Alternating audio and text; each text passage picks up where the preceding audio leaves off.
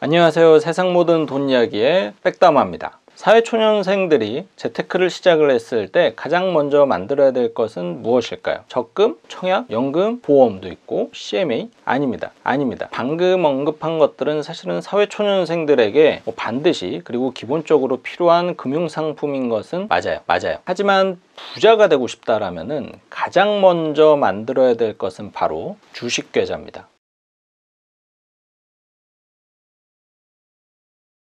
에이 설마 그런 의미겠어요. 그러니까 물론 대한민국에서 지금까지 부동산으로는 돈 많이 벌었다, 부자 됐다 이야기는 사실은 많죠. 그렇지만 주식으로는 돈 벌었다라는 소리 못 들어봤다라는 거 저도 알고는 있습니다. 하지만 사실 그거는 어떤 투자 방식이 좀 잘못됐기 때문이지 뭔가 주식 자체가 무조건 실패한다, 패가망신한다라는 것은 아니거든요.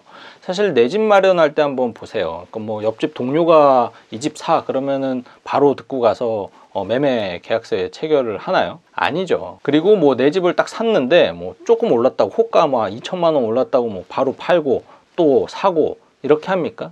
그렇지 않죠. 적어도 내 집 마련을 할 때 보면은 주위 환경도 볼 거고 교통은 어떤지 또 학교는 어디에 있는지 이런 것들을 종합적으로 굉장히 신중하게 판단을 하고 최종 결정을 하겠죠. 그리고 뿐만 아니라 단기적으로 주택을 소유하는 게 아니고 굉장히 좀 장기적으로 소유를 하게 됩니다. 하지만 주식은 어떻죠? 정확하게 정반대로 행동을 합니다.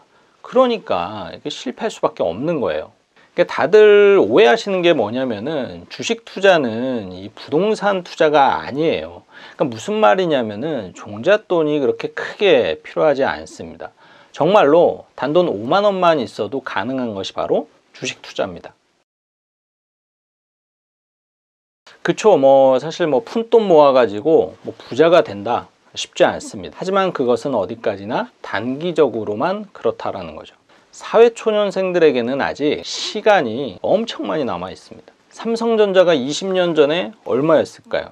현대차는. 저는 그래서 가끔 이런 상상을 좀 한번 해보는데, 만약에 제 이제 어머님이 저희 할머니 할아버지한테 받은 용돈을 그냥 다 생활비로 닦아 쓰지 않고 만약에 삼성전자 이런 걸 계속 제 계좌로 사 주셨다라면은 그게 단돈 용돈 100만 원이 한 5천만 원은 되지 않았을까, 이런 생각을 한번 해요. 그러면 적어도 제가 자금 대출 이런 거 고민 안 했을 거고, 결혼할 때 조금이라도 좀 도움이 되지 않았을까? 이런 상상을 한번 해보면서 주식이라는 게 정말로 시간이라는 게 같이 이렇게 받쳐준다라면은 아무리 작은 돈이라도 정말로 큰 돈이 될 수 있겠다. 저는 이렇게 생각을 하거든요.